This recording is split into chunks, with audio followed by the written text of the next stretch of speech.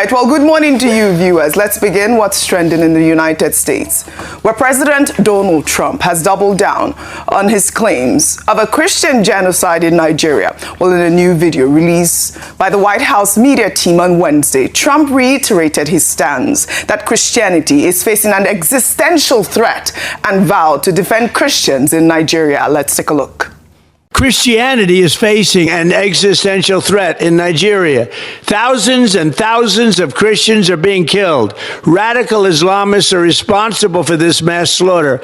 I am hereby making Nigeria a country of particular concern. That's a legal definition. When the Christians or any such group is slaughtered, like is happening in Nigeria, 3,100 versus 4,476 worldwide. What horrible numbers. Something has to be done. I am asking Congressman Riley Moore, together with Chairman Tom Cole and the House Appropriations Committee, to immediately look into this matter and to report back to me. And I mean, like, immediately. We're going to do things to Nigeria that Nigeria is not going to be happy about and may very well go into that now disgraced country, guns a-blazing, to completely wipe out the Islamic terrorists who are committing these horrible, horrible atrocities. I'm hereby instructing our Department of War to prepare for possible action. If we attack, it will be fast, vicious, and sweet, just like the terrorist thugs attack our cherished Christians. The United States cannot stand by while such atrocities are happening in Nigeria and numerous other countries. It's not only Nigeria, it's all over.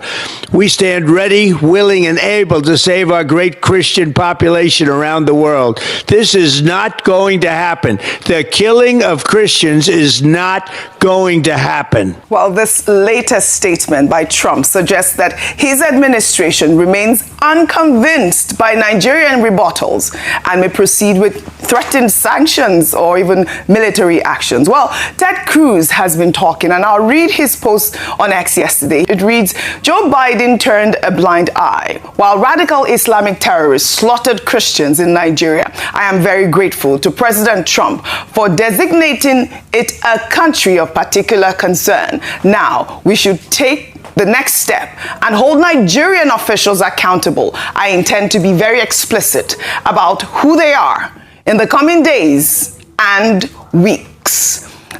Meanwhile, the federal government of Nigeria, during a press conference in Abuja on Wednesday, accused foreign lobbyists of fueling the narrative of a Christian genocide in Nigeria. The Minister of Information and National Orientation, Mohammed Idris, stated that government findings point to a network of external actors, particularly in the United States, deliberately promoting divisive and misleading portrayals of Nigeria's security challenges.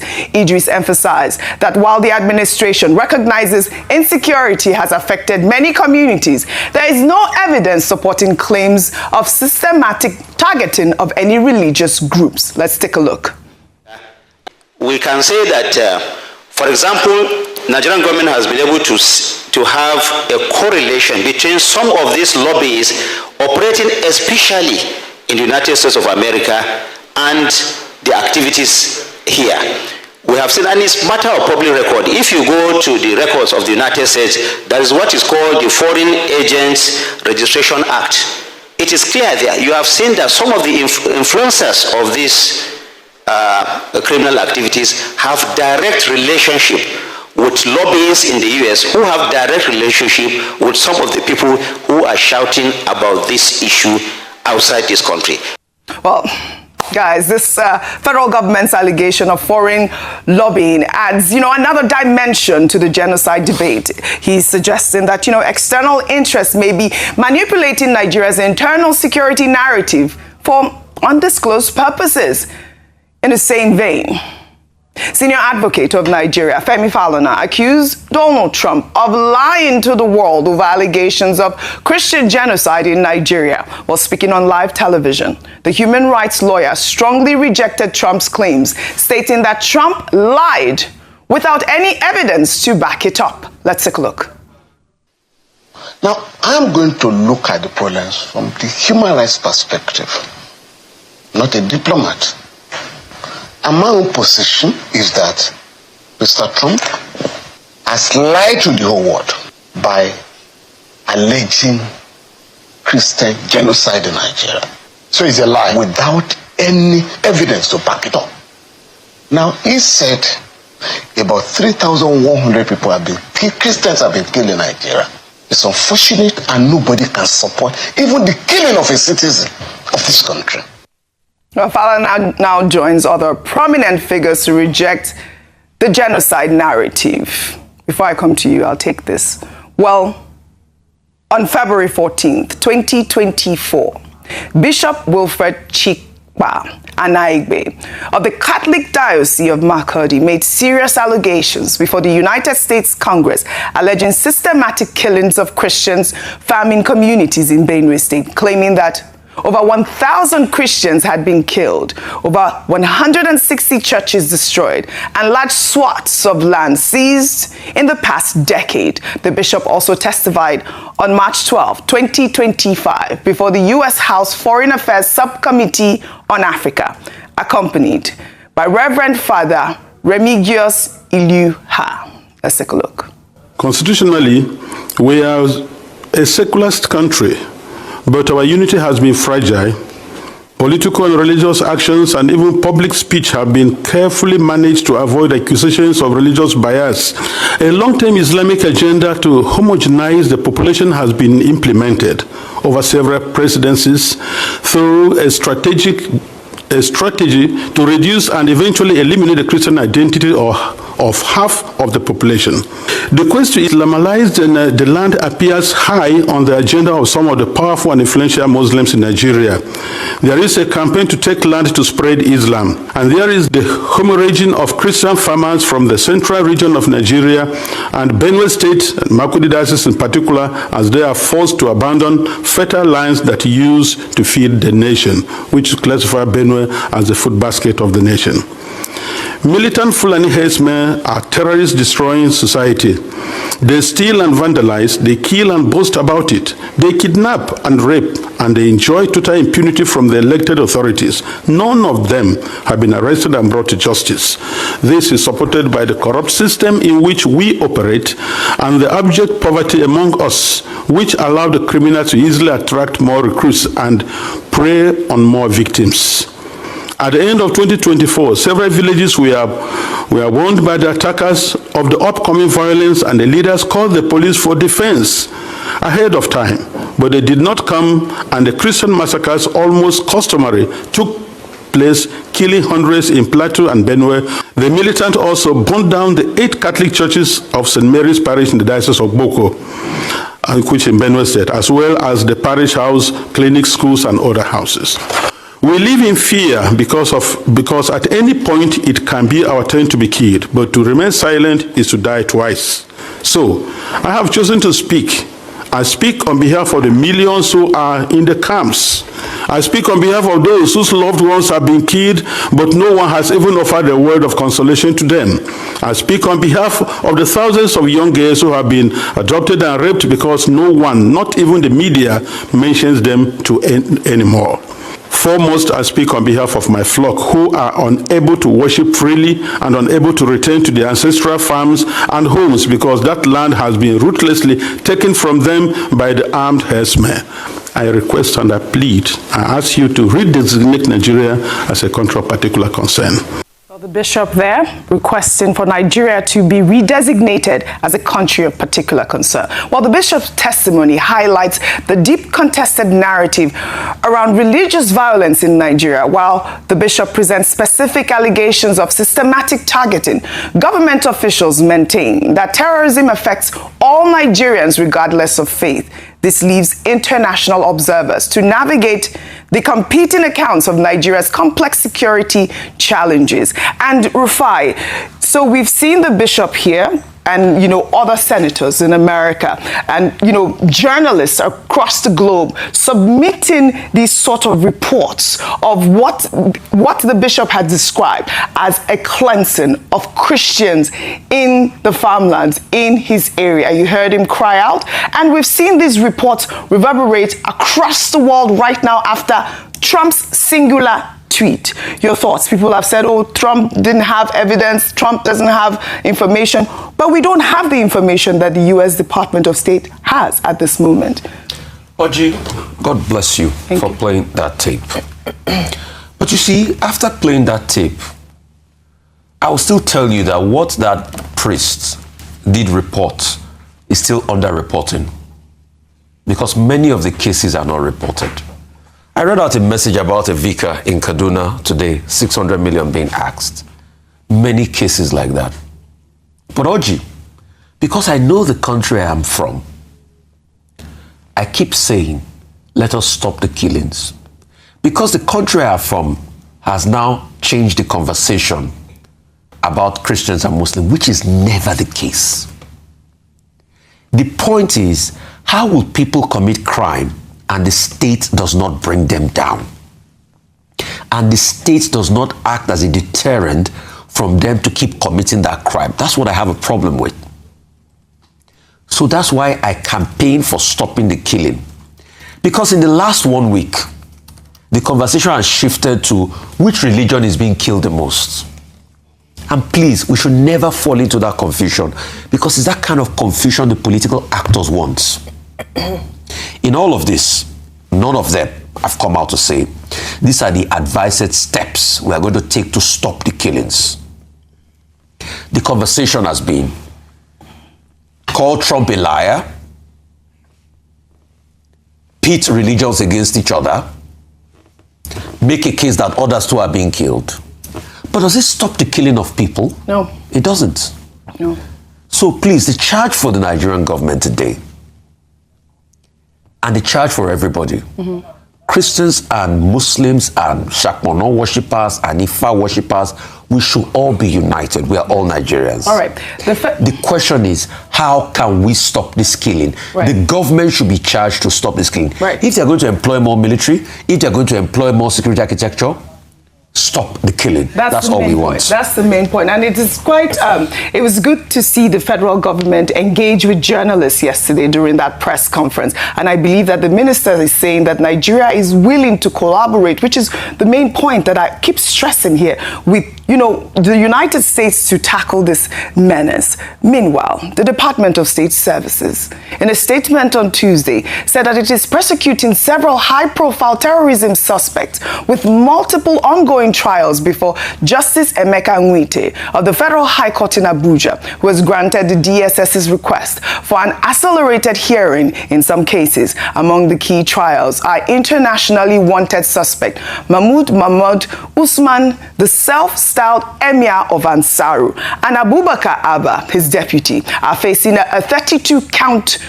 terrorism charge, with Usman already sentenced to 15 years for an illegal mining count after pleading guilty, while Abba remains a not guilty plea. Their trial is set to continue on November 19th. The secret police also highlighted the trial of Khalid al-Barwani and 4 others accused of masterminding the 2011 UN complex bombing, a case previously delayed by procedural issues. Additionally, 5 suspects involved in the June 2022 Owo Catholic Church attack, in which over 40 people died, are standing trial on a 9-count charge and were denied bail by Justice Nwite due to the capital nature of the alleged offenses and strong evidence of their membership in the Al-Shabaab terrorist group. Lastly, the DSS stated that it filed 6 separate terrorism-related charges against 9 suspects, including 2 at large connected to the June 2025 Yawata massacre in Benue State, while 2 others are being tried for alleged reprisal attacks. And I'll take a statement from the DSS chief. He wrote, "The various arrests and trials of terrorism suspects show that Nigeria's security agencies have been diligent in dealing with the perpetrators of terror in the country. The men we are prosecuting are separate from hundreds of suspects under the military's protective custody, whose cases are being handled by the Office of the Attorney General of the Federation. In July last year, 125 of the terrorists were convicted. We shall continue to make the suspects accountable for disrupting the peace of our country in consonance with the rule of law. Vimbai, I'll take your comment instead of taking this tweet so that we'll have time to discuss. But I think that it is great to see the federal government, the secret police, highlight these terrorists that have been convicted. I mean, when I was reading some of the reports, I was wondering, how many terrorist groups do we have? Al-Shabaab, Lakwawewa, Boko Haram, Ansaru. All of these are the menace, the insecurity that we're dealing with in Nigeria. Well, kudos to the DSS. Absolutely. And we shan't glorify them by, giving them, these names and honoring them by calling out their names, because they're wicked and evil people. However, I think it's important for us to congratulate and to commend the DSS, because we've seen that this particular administration of the DSS have been very consistent with regards to prosecution. And this is what we've been crying for. This is what we've been clamoring for, is that we hear that, some people have been caught, they've been arrested, and then we never hear the finality of it. We never see the convictions. We want to see more images of this, like this, where there are convictions and we know that, okay, this is the sentencing and so forth. And also we want to see a lot more consistency with regards to how we handle these cases of terrorism and banditry, because, in the past we've had conflicting narratives around how we handle terrorists. Are they supposed to be, reintroduced, repent and reintroduced into society? Are they supposed, so no more kid gloves. Let them be arrested, let them be prosecuted, let them be convicted. That is the only way to deal with this decisively and conclusively. And again, I really applaud this, shall I call it a new wave of transparency? Because earlier in the morning, I spoke about the trust deficit. The trust deficit, trust has been totally eroded. Very few people believe, when they hear that some suspects have been arrested and so forth, a lot of people no longer have faith in the system. So if we can see the continued and sustained communication, can see the continued and sustained following through. We as the media, we always do our part. If you give us the information, or if we dig up the information, we always report it. But we want to see more coming from the authorities. So congratulations, or let me commend rather the DSS. And the DG, Mr. Ajayi. And I hope that we can see more of this coming from the other security apparatus as well, and from the federal government, because this is it. Tackle the problem. All the other thing is just, embellishing as far as I'm concerned. That's what tackle. We want to see. Terrorists have been dealt with. Yes, I look forward to the collaboration. Like I said, Ted Cruz in my other tweet said that he's willing and ready to name the government officials that are complicit in this terrorism, and which is really the beginning of tackling the menace. Those who are funding the terrorists, we need to get them arrested. Sorry, Ojukwu, meanwhile, yes, in less than one sentence, what we also want to see is the beginning of people in IDP camps going home. Going home, I like that. Beginning of people at the IDP camps going. Nigerians shouldn't be living in IDP camps. Well, meanwhile, in their own country. Meanwhile, in the wake of China's disapproval of Trump's threat of military action in Nigeria as part of, efforts to protect Christians from persecution, a 2023 report by British newspaper The Times alleged that Chinese nationals in Nigeria's mining sector are funding terrorist groups to secure access to the country's mineral reserves. The exclusive investigation, which has resurfaced online, suggests that through bribes and illegal transactions, Beijing could be indirectly funding terror in Nigeria.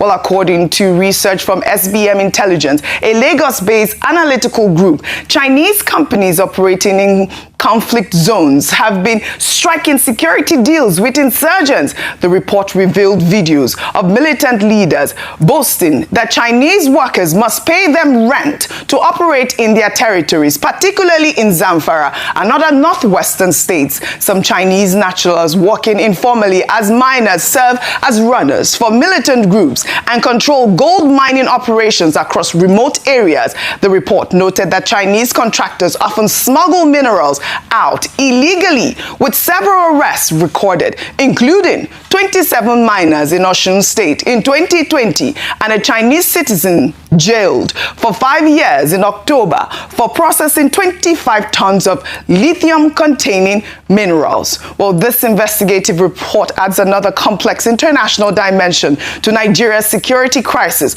The report highlights the menace of resource exploitation, raising questions about which foreign actors are truly destabilizing Nigeria and why. Senator Adams Oshiomhole also accused China of stealing Nigeria's resources and arming bandits and terrorist groups to protect their illegal mining sites. The former Edo State governor made the allegations in January this year.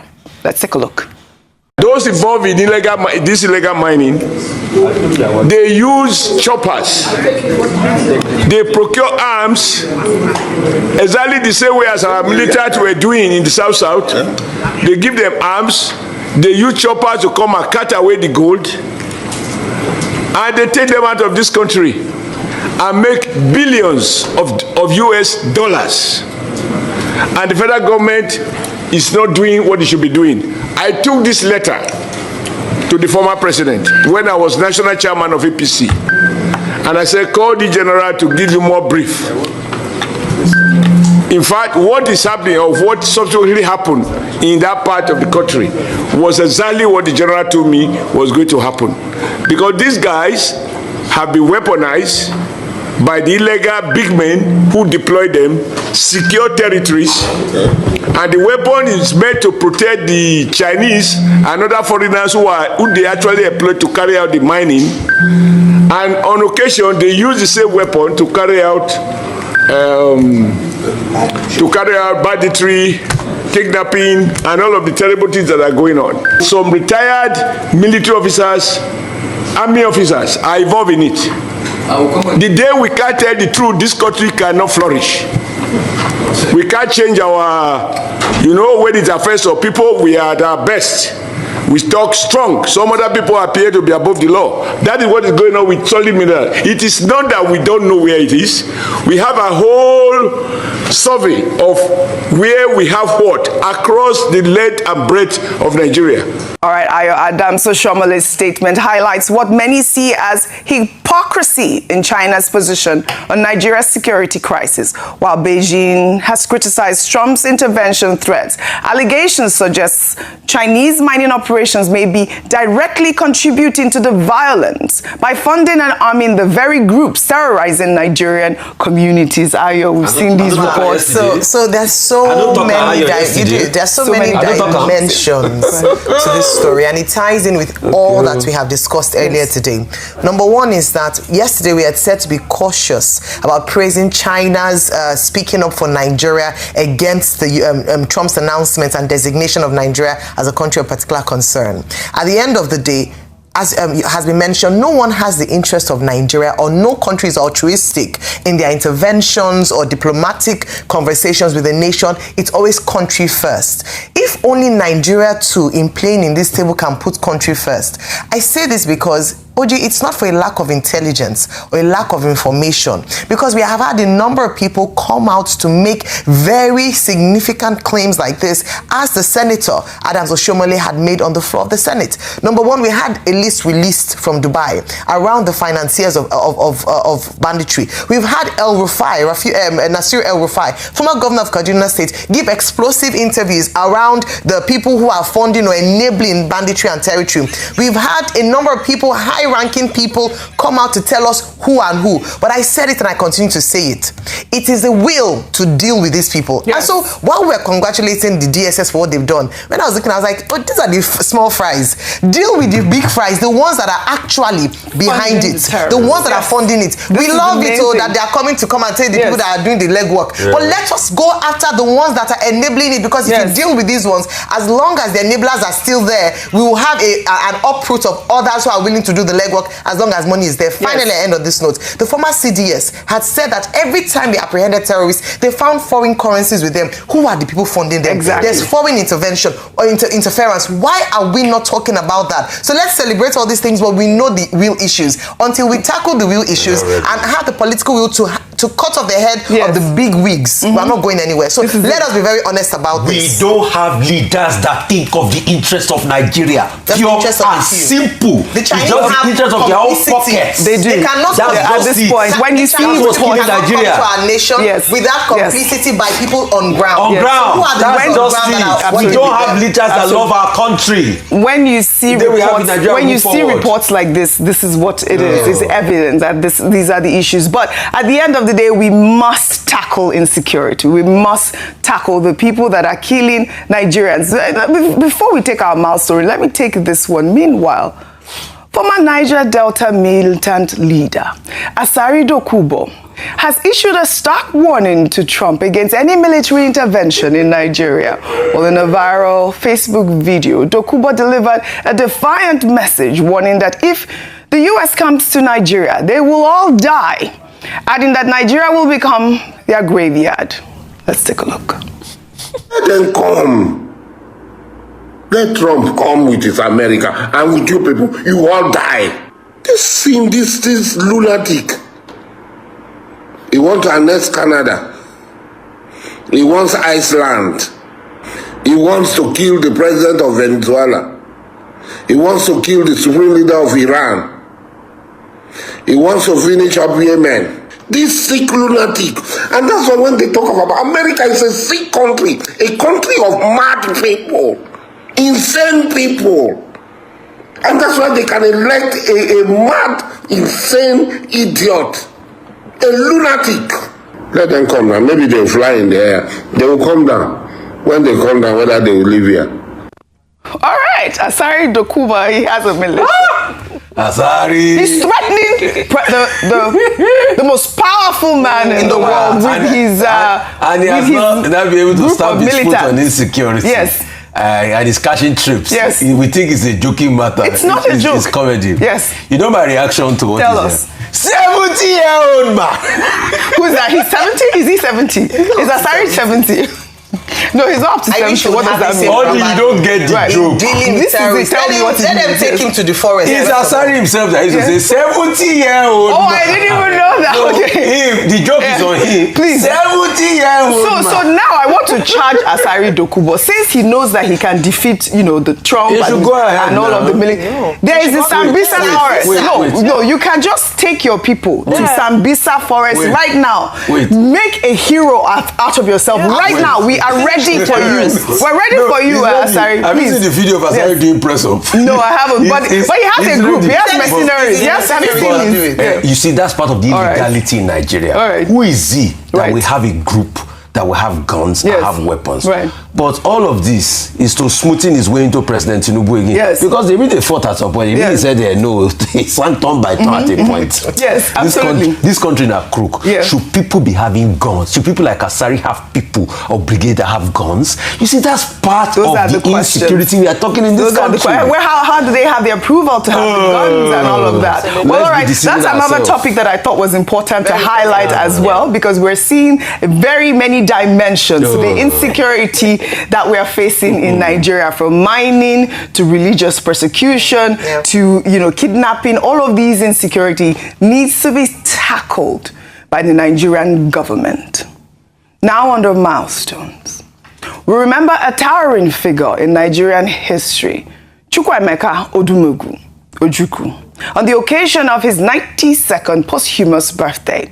Born on November 4th, 1933, Ojukwu served as the president of the breakaway Republic of Biafra from 1967 to 1970 during Nigeria's devastating civil war that claimed millions of lives.